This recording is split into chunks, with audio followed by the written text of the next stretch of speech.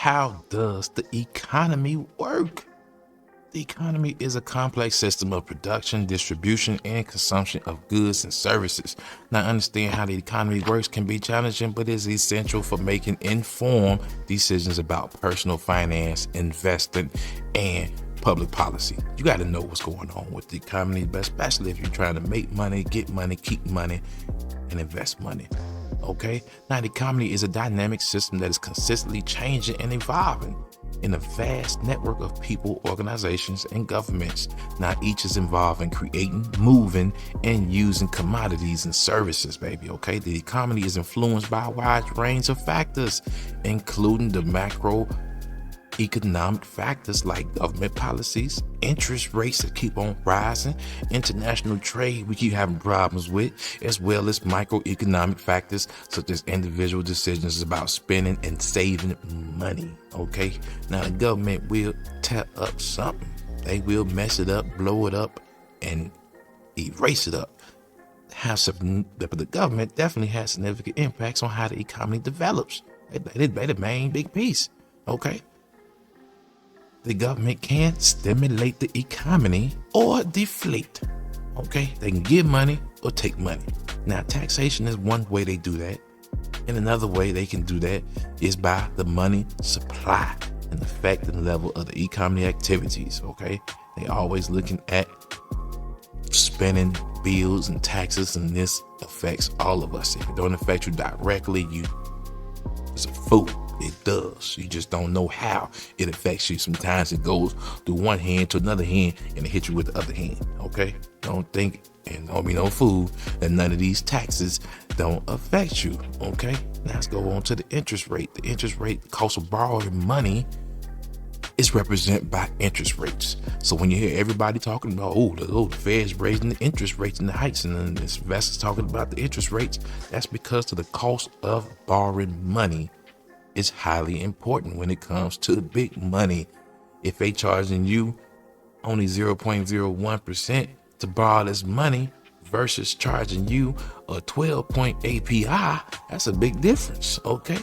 And if you got a 0.01, you is more likely to borrow more. You're going to get more. You're going to borrow, you're going to blow it up.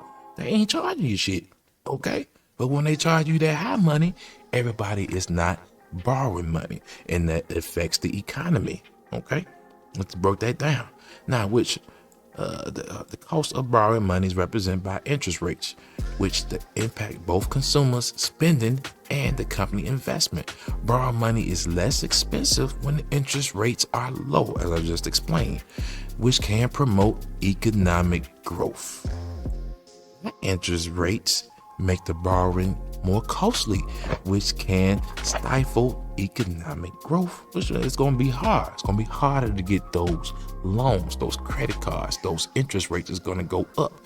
You borrowing $500, you're going to have to pay back $800 versus you paying back $600. It's a big difference.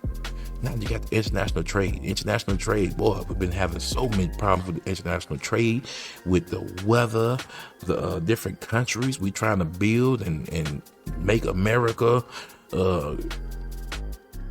build and create products that we've been getting from overseas. So it's a big difference. Okay, now the trade between the countries allow the exchange of goods and services, which can increase the economic growth. So therefore, we've been cutting back on buying low cost products from overseas. We're trying to do it in-house in America, and then we ain't been doing that so well. Okay, we can take a minute for that to get right. However, the trade can also lead to job loss in certain industries and countries. And that's why they claim that the whole bunch of job increases, because we're trying to mass produce most of these products and services that we need in-house in the United States. Now, the components of the economy. The components comprise the three primary components, which is household, businesses, and government. Each of these components play a vital role in the economic and interacts with the others in a complex way. Now, the households are the consumers. We are the people who buy us those goods and services. People use the money that they earn from employment and investments to pay for goods and services from companies. Now, due to the fact that the household spending makes up a sizable share of demand in goods and services, it has a considerable impact on the growth. So when we don't have more money in the household, we're not buying more Nike, we're not buying Netflix, we canceling subscriptions. That's how it works. It affects those companies. Therefore, they got to drop the prices. They're not getting this much money, and the money ain't rolling in back and forth.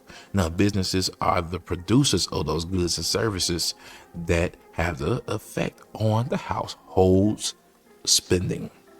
To create items and services sold to the consumers and other businesses, they employ a staff and invest the inputs in raw materials, equipment, and technology.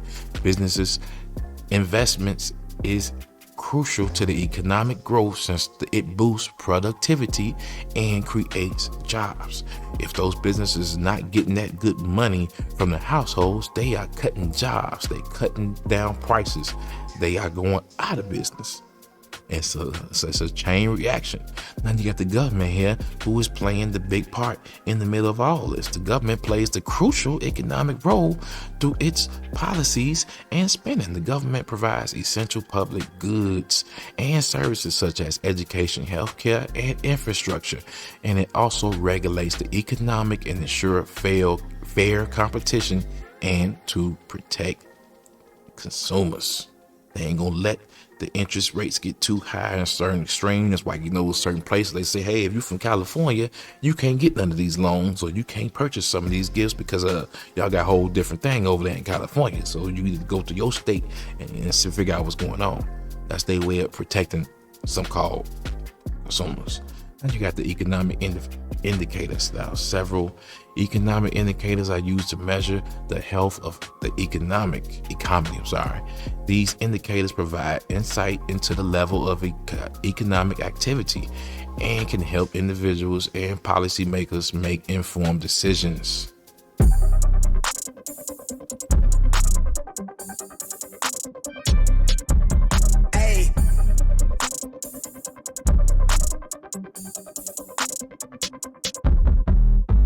They been on it, drum on the rail, I wrap it, I bag it, I pack it for sale. Got feeling, I speed out of